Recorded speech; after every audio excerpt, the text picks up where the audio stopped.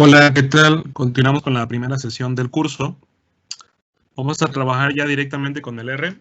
Por lo tanto, vayan al escritorio y pueden darle doble clic al icono de RStudio. Se va a abrir, va a mostrar esta interfaz. Posteriormente nos vamos aquí a File, seleccionamos New File, RScript, y se va a abrir un archivo para editar. Aquí es básicamente donde vamos a escribir nuestros programas en esta ventana.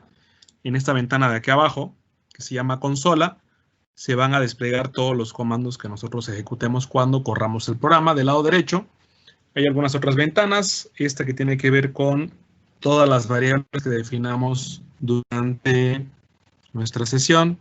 Hay por ahí un historial, conexiones, presentación, etc. De este lado también tenemos un conjunto de menús. Hay uno que se llama Files, nos va a dar información acerca de todos los archivos que creamos o que tenemos guardados en la carpeta por defecto para guardar nuestros archivos. También tenemos una sección para gráficas. Todas las gráficas que creemos se van a desplegar aquí, los paquetes que tenemos cargados. Si queremos ayuda de algún comando, alguna sintaxis, lo podemos escribir aquí. Nos va a mostrar información descriptiva de ese comando.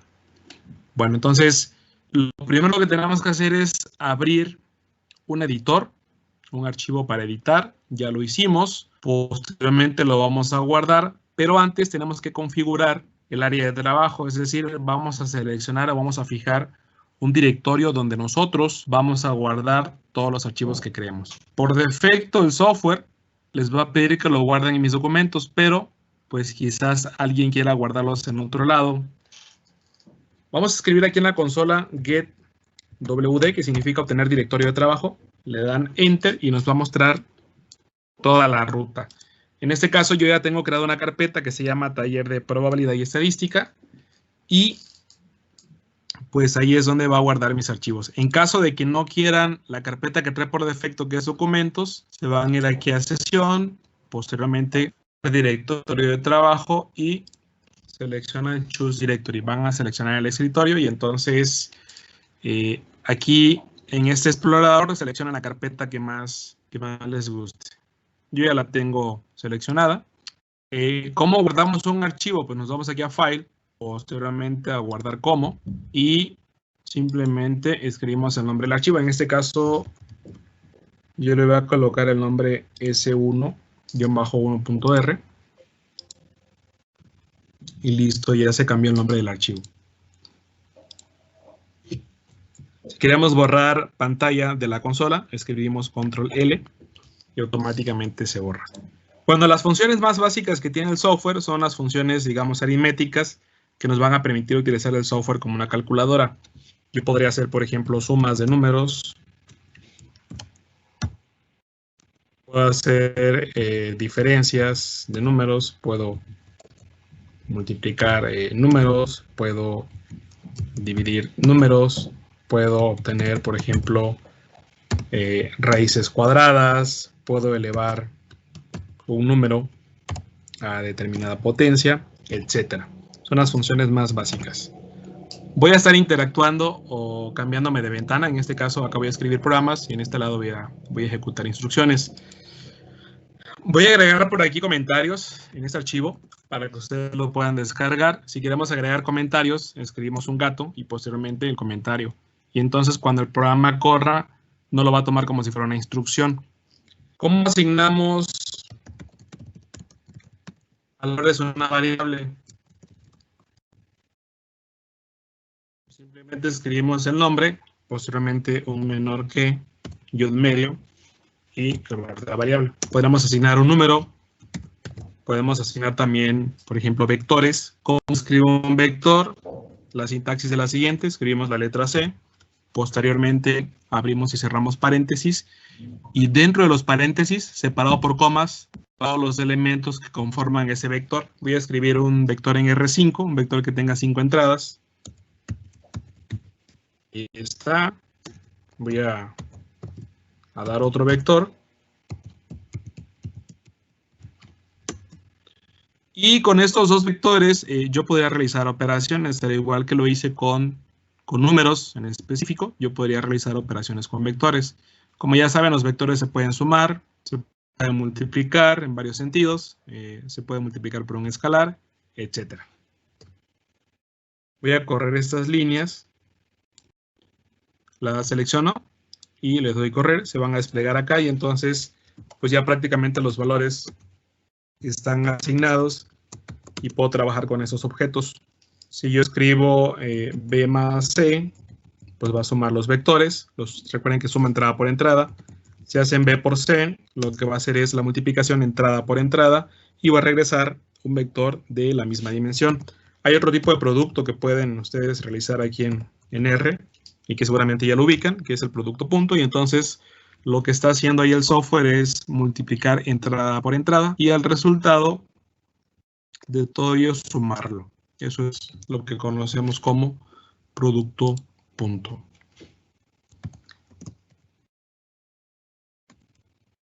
También podríamos construir vectores especiales. Por ejemplo, a veces nos interesa escribir vectores muy grandes que tengan cierta particularidad. Por ejemplo, que estén igualmente espaciados.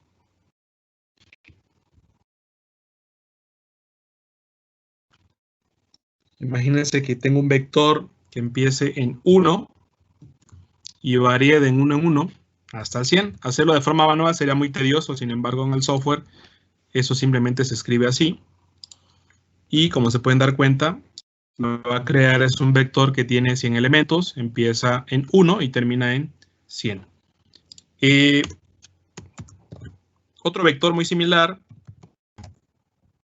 se logra utilizando la función sequence. En este caso, nosotros damos el punto de inicio, el punto final y vamos a indicar también el tamaño de paso, es decir, de cuánto en cuánto vamos a avanzar. Si nosotros corremos esa instrucción, pues obtenemos un vector cuyas entradas difieren en 2 unidades, desde el 0 hasta el 100, entradas consecutivas. A veces nos interesa crear vectores cuyas entradas se repitan. En ese caso, empleamos la instrucción repeat, decimos cuál es el elemento que se va a repetir y la cantidad de veces. Entonces vamos a crear un vector que tenga puros 3.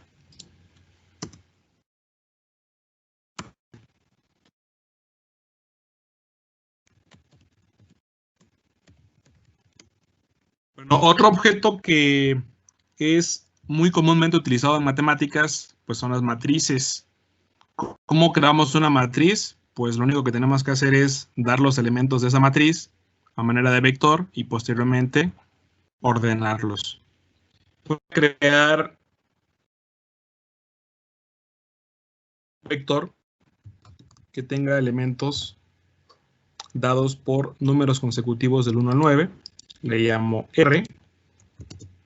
9 números. A partir de esto voy a crear una matriz. Le voy a llamar M a la matriz. La sintaxis es matrix.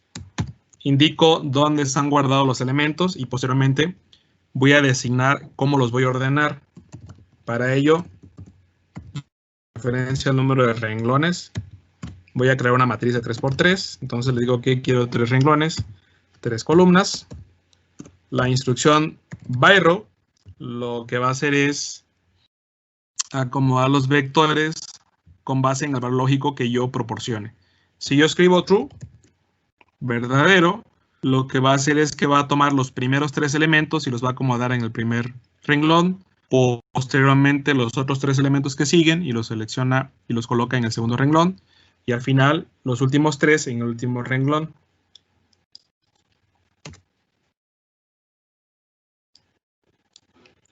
Si yo corro estas 2 líneas, se forma la matriz.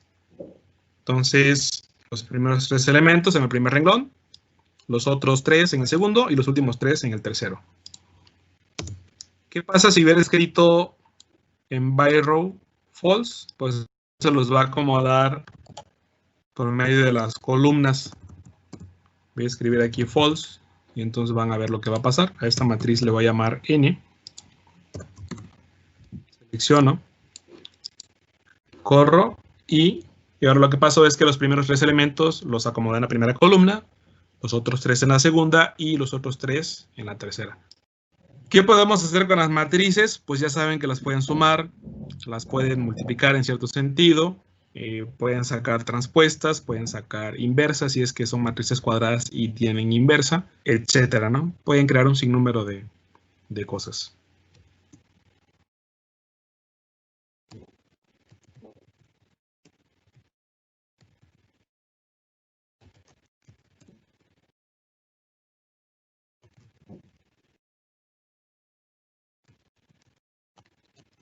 ¿Cómo puedo referenciar elementos de un vector o de una matriz?